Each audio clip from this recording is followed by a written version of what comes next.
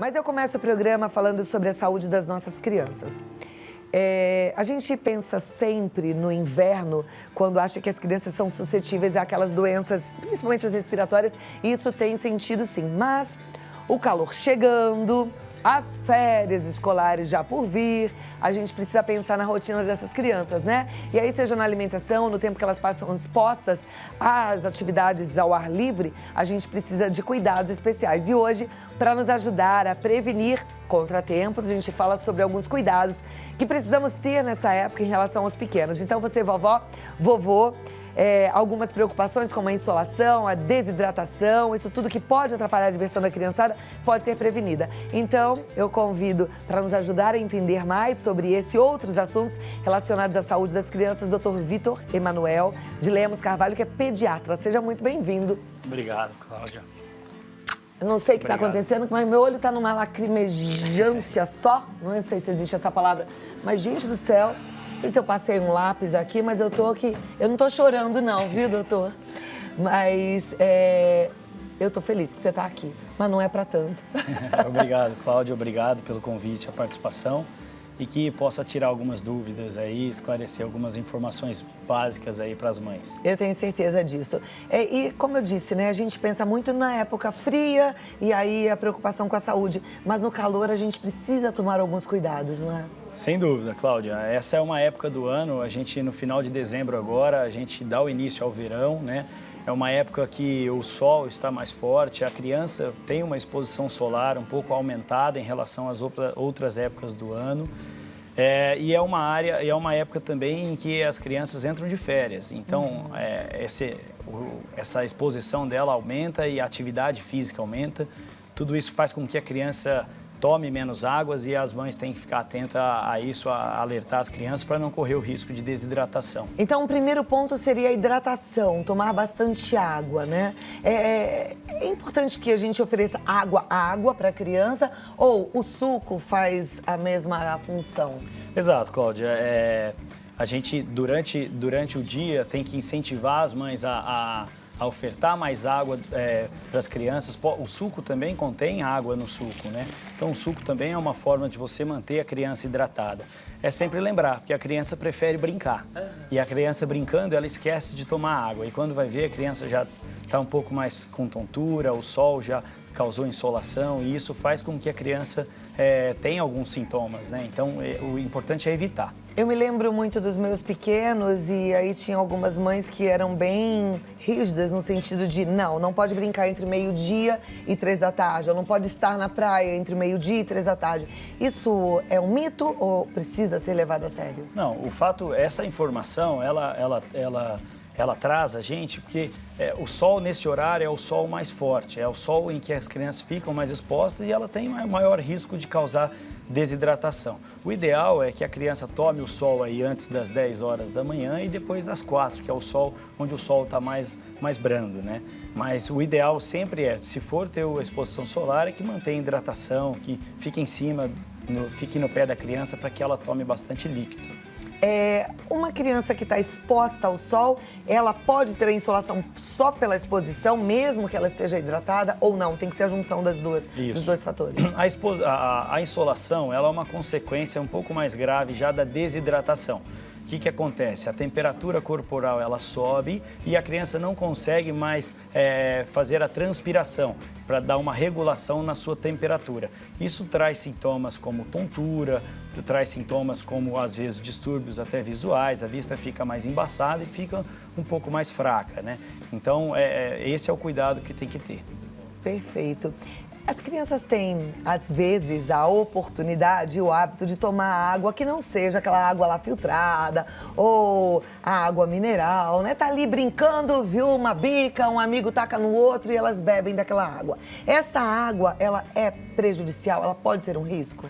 Depende qual é a fonte dessa água. Se for uma água que corra risco de estar contaminada, a criança pode correr risco de ter algumas patologias, né? Que a gente fala que é o caso da doença diarreica, né? As diarreias que acontecem geralmente no verão.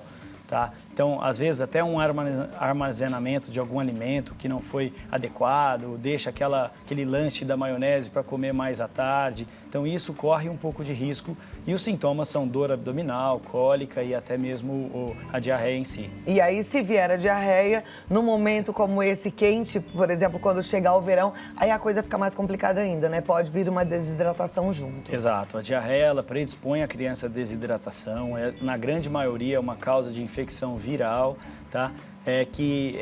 Precisa ficar muito atento ao quanto a criança está ingerindo e quanto está perdendo de água, tá? Caso tenha dúvida, precisa procurar um médico para que dê uma avaliação clínica. A gente, quando pensa lá na frente, na época das férias, a gente sabe também que algumas crianças brincam muito e às vezes exageram, às vezes é o sol na cabeça, mas sangram o nariz. Por que o nariz sangra de vez em quando, doutor? E o que significa isso? O que tá junto a esse fator são, além da temperatura, a umidade do ar.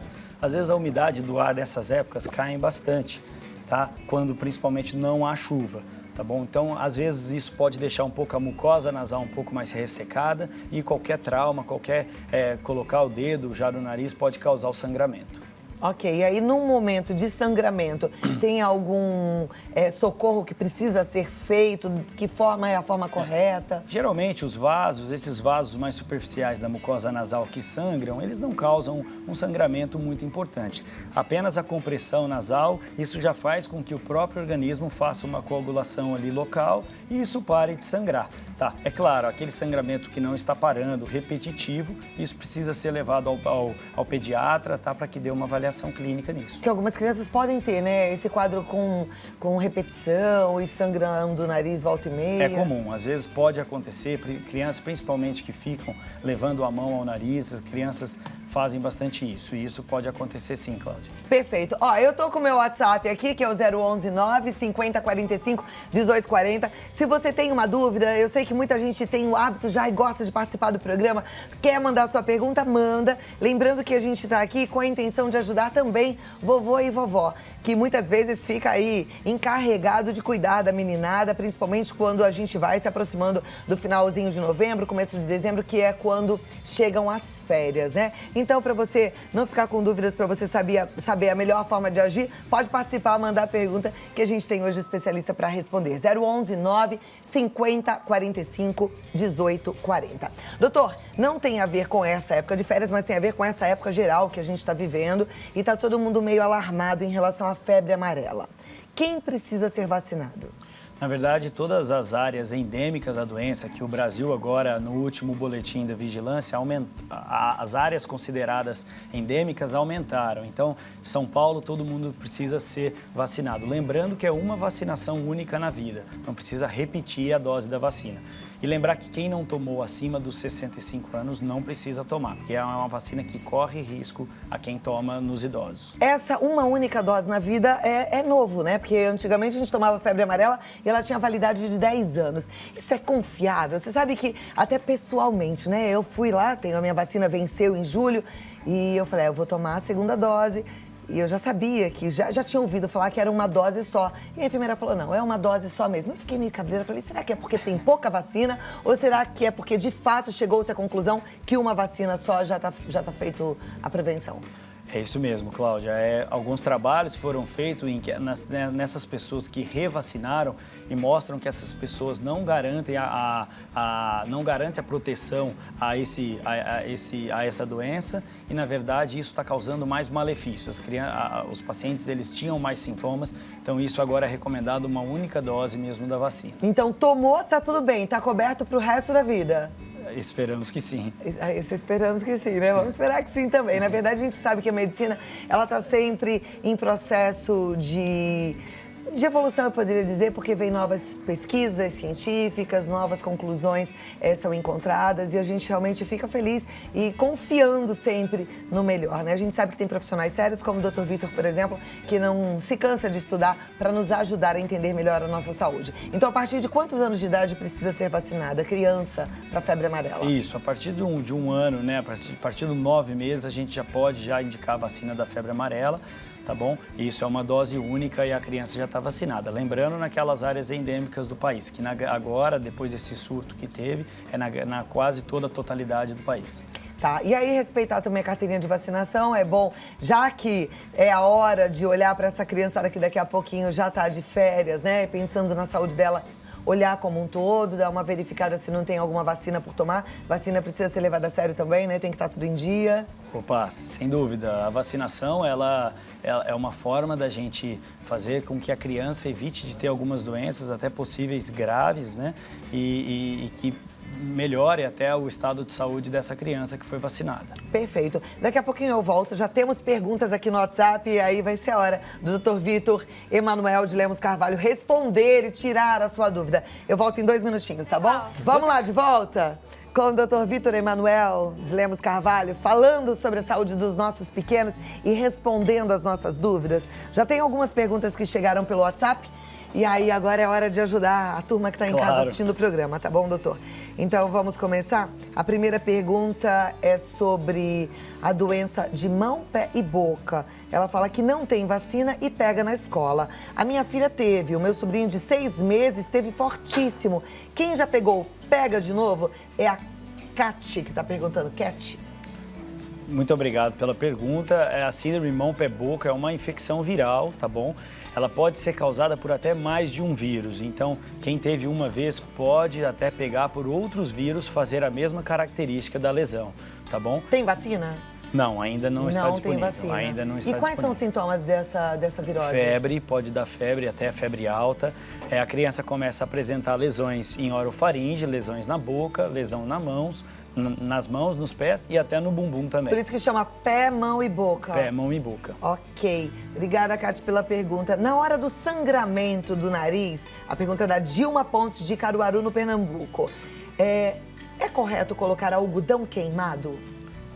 Olha, não é a melhor técnica para você parar o sangramento. Apenas a compressão, tá bom? Apenas a compressão do nariz, ela, na grande maioria, é suficiente. Ok. O Otávio, da cidade de Ibitinga, ele diz: meu filho tem 4 anos e sai sangue do nariz dele. É normal?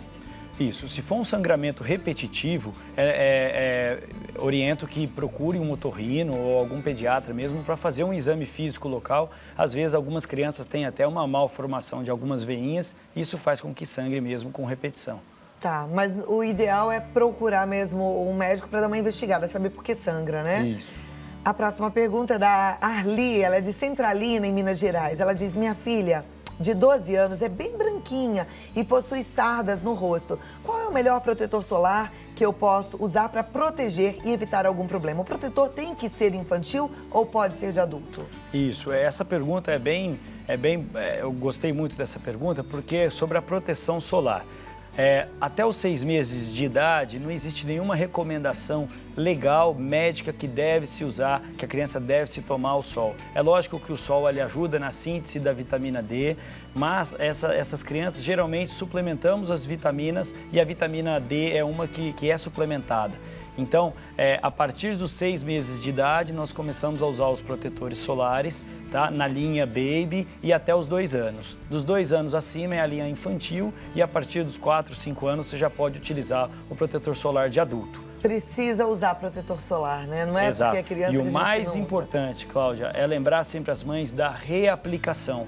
O que acontece você está em viagem, você vai viajar para a praia, para o campo, você passa todo o protetor na criança. Dá 20 minutos, a criança brinca com água, a criança entra na água e você tem que repassar, tá bom? Após de 2 em 2 horas deve ser reaplicado o protetor solar. Sim, até as crianças, às vezes você mora num condomínio ou na sua rua é tranquila, as crianças brincam por ali, saem de casa cedinho, passam o dia inteiro brincando, soltando pipa, pique-esconde, bola de um lado para o outro, tem que estar protegida, né? O sol de hoje não é igual ao sol da nossa época, né? A gente sabe que é mais nocivo. Sem dúvida. Hoje em dia, os raios ultravioletas que são nocivos, né, à saúde, então precisamos sempre nos proteger. Ok. Próxima pergunta. Minha filha estava alérgica à clara de ovo, mas no último exame deu no limite a alergia. Quer dizer, baixou. Ela pode tomar a vacina contra a febre amarela? essa pergunta é um pouco mais específica, o caso dela deve ser individualizado e ver quais são os riscos que essa criança apresenta se tomar ou não. Preciso um pouco mais do histórico dela, ver qual o tipo de reação alérgica que ela tem para eu considerar dar ou contraindicar essa vacina. Perfeito. O Cláudio, ele é do Taboão da Serra, ele diz, muito boa a entrevista com o Dr. Vitor, gostaria de saber se há alguma recomendação específica para recém-nascidos na praia, especificamente sobre a amamentação, como a mãe deve proceder? Cláudio, essa pergunta é importante também, porque a partir dessa época agora, no verão, você vê muitas mães querendo, eu converso com muitas mães, de levar, meu bebê tem 1 mês de vida, eu quero ir para a praia. Eu sempre aconselho assim, se for sair em local público, local aberto, a partir dos 4 meses.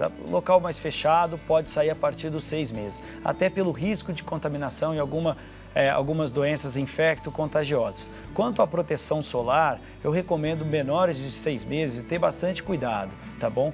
Então, sempre estar bem protegidos, com boné, ficar debaixo de guarda-sol, ficar sempre na sombra, porque a gente sabe dos danos causados pela radiação solar nessa idade. Já tem correlação com o câncer, principalmente o não melanoma, em idade adulta. Deixa eu te fazer uma pergunta. Às vezes eu vejo na praia um bebezinho pequenininho embaixo do guarda-sol, todo protegidinho, mas eu fico olhando assim, fico até com dor no coração, porque deve estar sentindo um calor. Porque bebê, às vezes a mãe acha que é porque bebê sente frio, mas bebê também sente calor, né?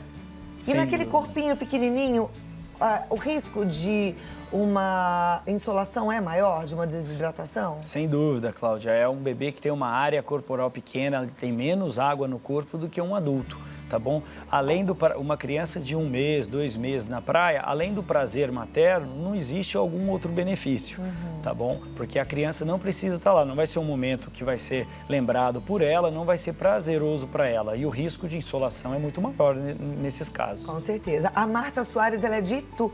Ela quer saber, a água do filtro de barro é confiável? Posso dar para o meu filho sem medo? Esse tipo de filtro, ele deve ser sempre limpo, deve ser sempre trocado o filtro, né?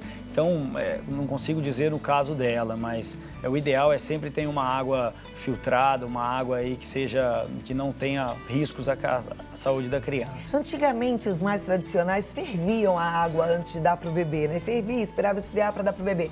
Esse é um procedimento correto ou é desnecessário? Quando você não tem uma outra alternativa a oferecer uma água um pouco mais saudável, você pode ferver a água sim. Bebê tá bom? que mama no peito, precisa beber água? Não. O aleitamento materno exclusivo até os 6 meses, o leite materno, ele nutricionalmente falando, ele já atinge as necessidades básicas que o bebê precisa. Então não precisa dar água ao bebê que está no aleitamento materno exclusivo, até os 6 meses de idade. Perfeito. Eu volto aqui porque tem mais perguntas e a gente continua já. Tem um monte de perguntas chegando aqui e eu fico feliz porque a gente pode ajudar as pessoas que estão em casa, né, doutor? Claro. Isso é muito bom. Deixa eu só passar aqui. A próxima pergunta é da Sueli Jeremias Santos, ela é da Praia Grande. Ela diz, meu netinho tem 4 anos, está com a mania de ficar com os dedinhos na boca, como se estivesse massageando a gengiva. Pode ser que ele esteja no período dos dentes de leite caírem? Tem alguma relação? É comum, a criança tem uma fase da vida que é uma fase oral, que a gente fala, né? Que a criança, tudo que ela coloca na boca, ela leva a mão à boca. Então, tem que ter muito cuidado, às vezes a criança começa a engatinhar, começa a colocar a mão em outros lugares que podem estar sujos, podem estar contaminados, e isso pode causar alguma consequência, causar alguma doença para essa criança. Então, mas você acha que tem relação com a dentição? Não, às vezes porque o aparecimento do dente às vezes causa um incômodo, então a criança às vezes pode levar a mão, mas não necessariamente falando. Ok. Próxima pergunta é da Nicole. A Nicole gostaria de saber quais são os remédios que ela deve levar numa viagem. Ela também quer saber se ela pode passar repelente nos filhos dela.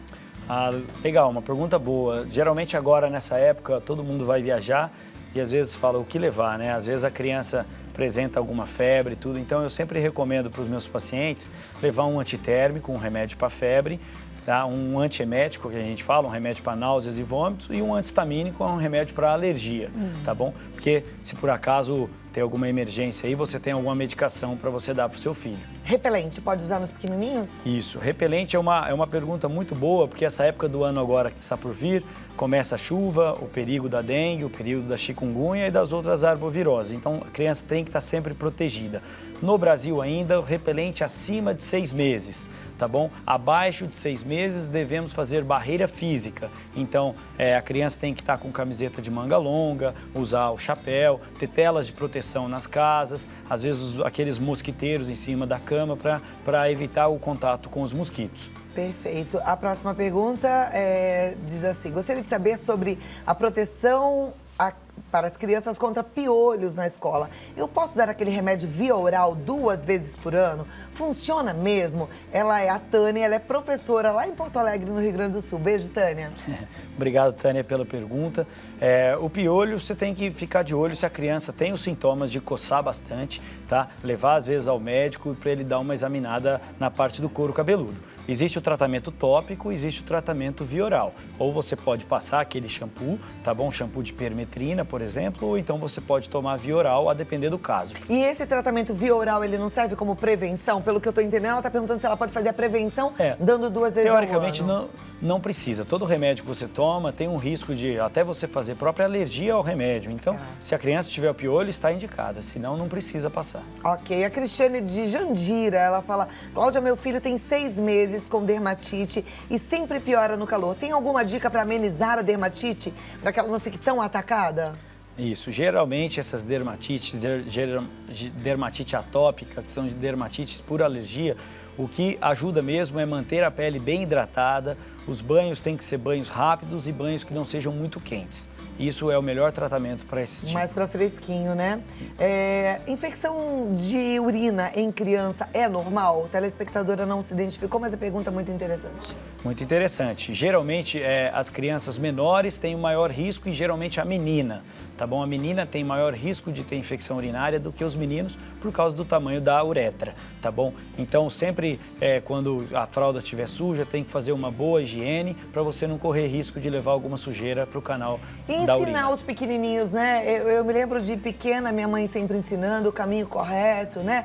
Nunca fazer de trás para frente, de frente para trás. É perigoso prender xixi, porque criança tem disso, não vai, para fazer xixi hora nenhuma, porque não consegue parar de brincar. Isso pode ser um problema para uma infecção urinária? Sem dúvida, Cláudia.